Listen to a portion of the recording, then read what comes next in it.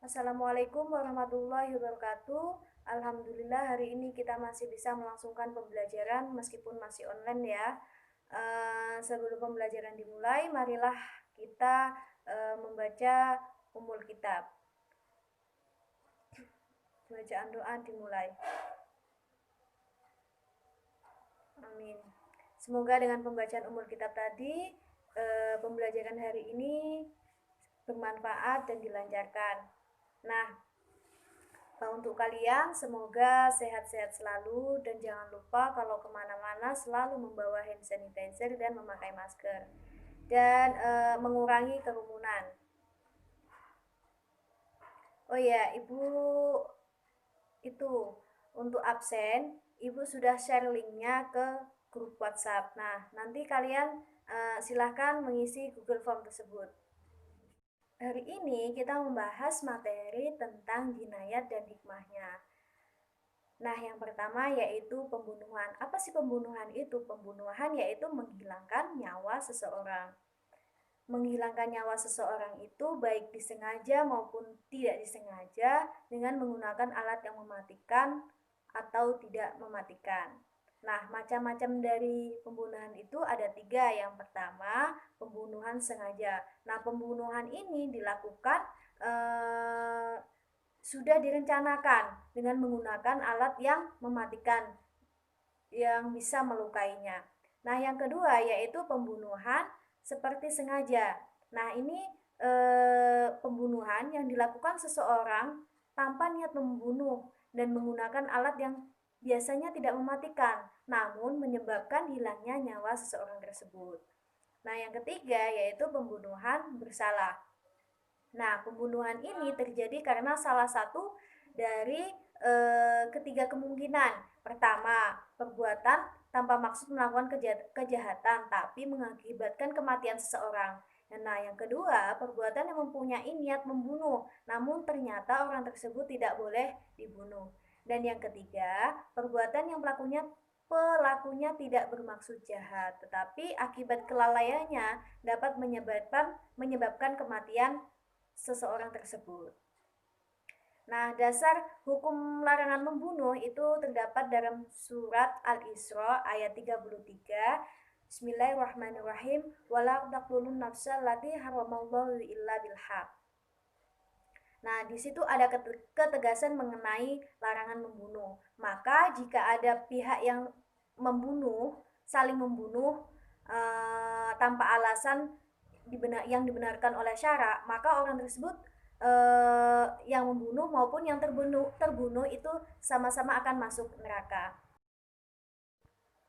Untuk hukuman bagi pelaku pembunuhan itu eh, seperti pembunuhan sengaja itu dihukum dengan kisos atau pelaku harus diberikan sanksi yang berat. Nah, jika si korban itu memaafkan pembunuh, maka hukumnya adalah membayar mughaladah atau denda berat yang diambil dari harta pembunuh dan dibayarkan secara tunai kepada pihak keluarga. Untuk pembunuhan seperti sengaja itu tidak dikisos, ia dihukum dengan membayar diat mughaladah atau denda berat yang diambil dari harta keluarganya dan dapat dibayarkan secara bertahap selama 3 tahun kepada keluarga korban. Nah, setiap tahunnya itu sepertiga. Untuk pembunuhan bersalah itu hanya membayar diat mukhafafah atau denda ringan yang diambil dari harta keluarga pembunuh dan dapat dibayarkan secara bertahap selama 3 tahun kepada keluarga korban setiap tahun sepertiganya. Nah, untuk pembunuhan secara berkelompok ini mereka harus dihukum kisos dikarenakan ada pernyataan Umar bin Khattab terkait praktek pembunuhan secara berkelompok yang yang diriwayatkan oleh Imam Bukhari. Seandainya, ini langsung terjemahnya ya, seandainya semua penduduk Sun'as secara bersama-sama membunuhnya, niscaya akan aku bunuh semua. Nah, untuk hikmah larangan membunuh, itu yang pertama,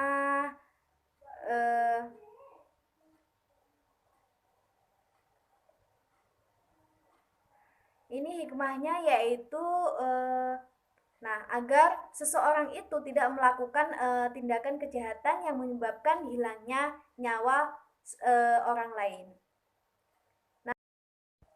Nah, yang pertama tadi itu pembunuhan dan yang kedua yaitu penganiayaan. Apa sih maksud dari penganiayaan? Penganiayaan itu bisa dikatakan dengan perbuatan pidana atau tindak kejahatan yang dilakukan seseorang berupa melukai, merusak atau menghilangkan fungsi anggota badan, anggota tubuh. Nah, macam-macam penganiayaan itu ada dua. Yang pertama, penganiayaan berat dan penganiayaan ringan. Penganiayaan berat itu maksudnya yaitu perbuatan atau merusak bagian badan seseorang yang menyebabkan hilang manfaat atau fungsi anggota badan tersebut sehingga tidak bisa berfungsi lagi. Itu seperti memukul tangan sehingga sampai patah. Dan yang kedua seperti merusak mata sehingga orang tersebut itu tidak bisa melihat atau buta. Nah, yang selanjutnya penganiayaan ringan ini perbuatan yang dilakukan seseorang melukai badan tidak sampai merusak atau menghilangkan fungsi anggota badan, melainkan hanya menimbulkan cacat ringan seperti melukai hingga menyebabkan luka ringan. Nah, yang selanjutnya yaitu yang ketiga, itu kisos. Kisos atau sama dengan memotong. Nah,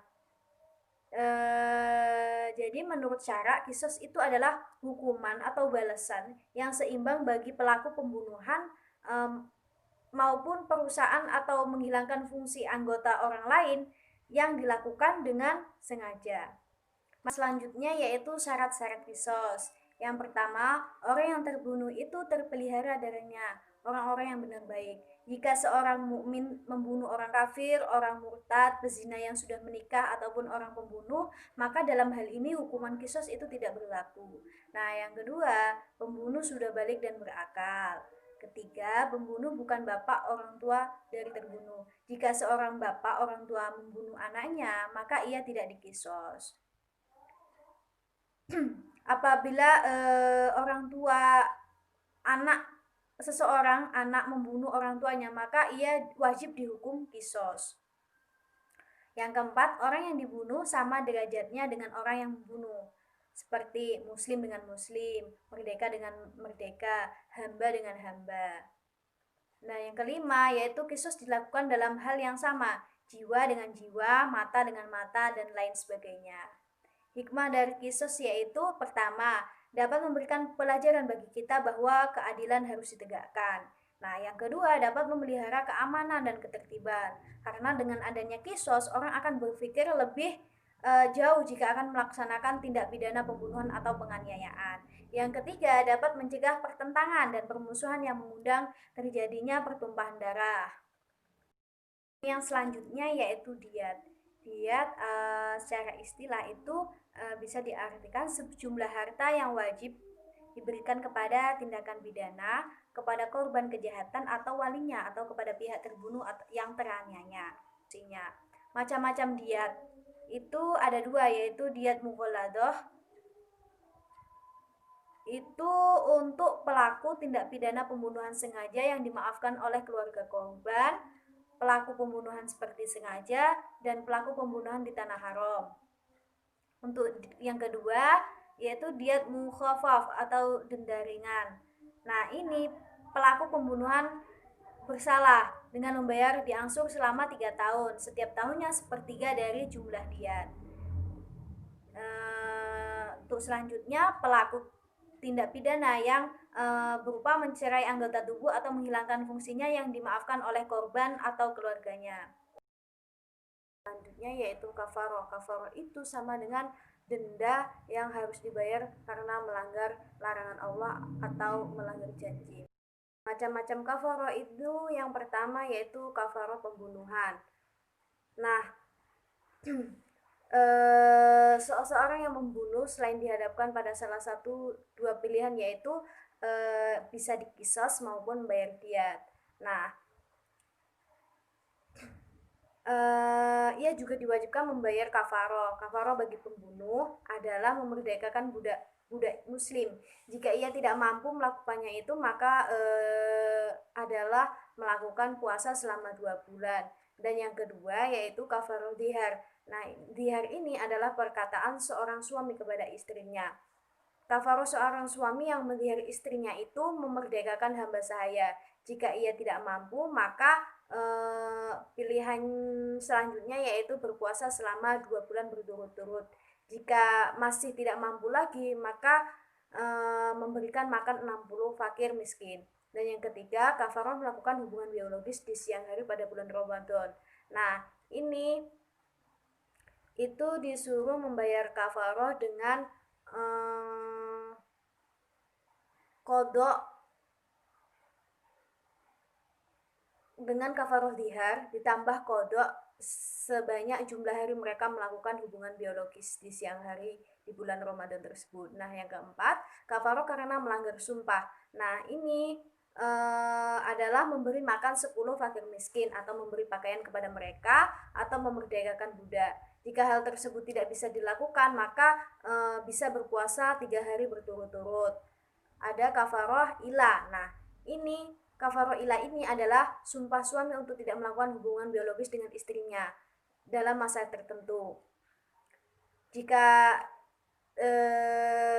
semisal perkataan suami itu kepada istrinya, misal ya, demi Allah aku tidak akan menggaulimu, konsekuensinya yang muncul karena ilah adalah suami membayar kafaroh ilah yang jenisnya sama dengan kafaroh yamin atau kafaroh melanggar sumpah. Nah, yang keenam yaitu kafaroh karena membunuh binatang buruan pada saat berihram. Nah, ini bisa dengan kafaroh mengganti barang ternak yang seimbang atau memberi makan orang miskin atau berpuasa. Alhamdulillah pembelajaran hari ini sudah selesai. Untuk kalian diskusikan 4 poin tersebut di grup WhatsApp. Silahkan jika ada yang masih belum paham dengan materi yang Ibu sampaikan tadi. Untuk selanjutnya, kalian kerjakan soal nomor 15 ya. Nah, itu ada 5 soal. Dan bentuk menjadi 5 kelompok. Satu kelompok terdiri dari 3 atau 4 orang. Nah, nanti kalian mengamati di sekitar kalian tentang materi pembunuhan tadi, 4 poin tadi, pembunuhan, diyat, kifarot, dan kisos. Nah, hasil diskusi itu nanti dipresentasikan minggu depan. Dan Ibu akhiri pembelajaran hari dengan mengucapkan dengan mengakhiri bacaan hamdalah alhamdulillahirabbil alamin. Wassalamualaikum warahmatullahi wabarakatuh.